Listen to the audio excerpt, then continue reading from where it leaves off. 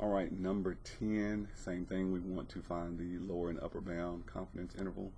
So I'm going to do it by hand at least once so you can kind of see how it's done using that formula. So I'm going to write the shorthand of that formula down. So number 10, this is a shorthand of confidence interval. P plus or minus the critical value, which is the Z alpha over 2, and then times the square root, the standard deviation, 1 minus P over N. So I'm going to find the proportion value. I'm going to add and subtract this, and that will give us our confidence interval. So we find P, reminder, P is equal to X divided by N. Okay. And so when I do X divided by N, 160 over 200, I think that's about 80%. 160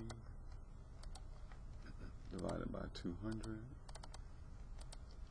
it gives us 80%.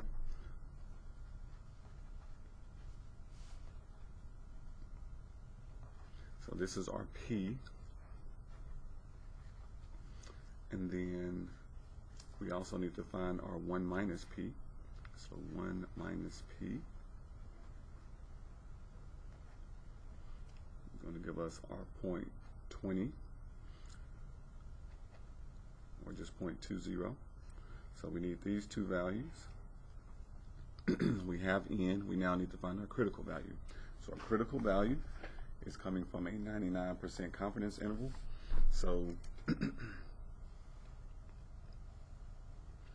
if 99% is in the middle, that means on the outside is 0.011%, and we divide that by 2, and that gives us 0.005. So the area in the tail is 0.005 over there and over here. Really small area. And so we're going to find the critical value that corresponds to 0.005. Oh, didn't have to look for it. They gave it to us. 2.575. So that is my Z critical, 2.575. Okay, so putting all of this together, P 0.8, we're going to do plus and minus to get the upper end and the lower. Your critical value, which was 2.575 times the square root of P, which is 0.8, times 1 minus P, which is 0.2, divided by N, which is our sample size of 200. Okay, so I'm going to do this, and we're going to check it with StatCrunch, and then from then on, we'll just use StatCrunch. All right, so 0.8, I'm going to do plus first, 2.575. Now I'm going to do second square root.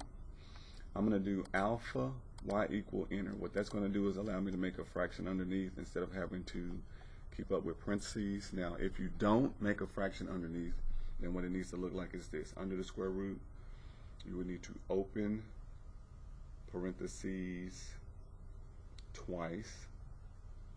You need to put 0.8 times 0.2, close it, that's the top, divided by, open parentheses again, 200, and then close it.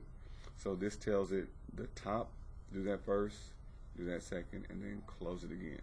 It's better to do that just to be cautious. I think it will work out if you don't do that, but whenever you're doing other problems, order of operations may take over. If you have like plus, minus something, and you want that to happen first, it's better to put it in parentheses. So this will help me to avoid that.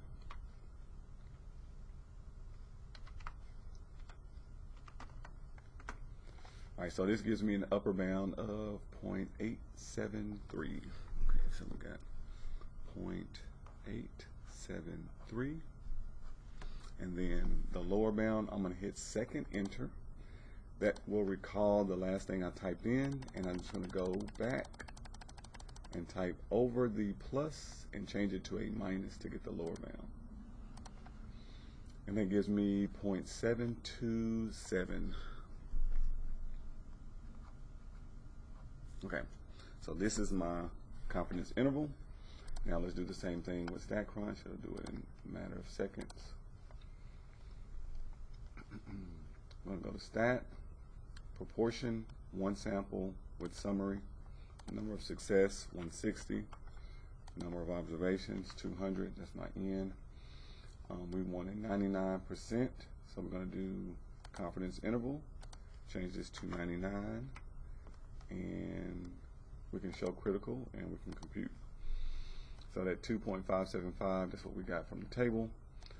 Lower limit, 0.727. You can see that matches what we got by hand. And upper limit, 0.873 when rounded. Okay, 873. So there you go.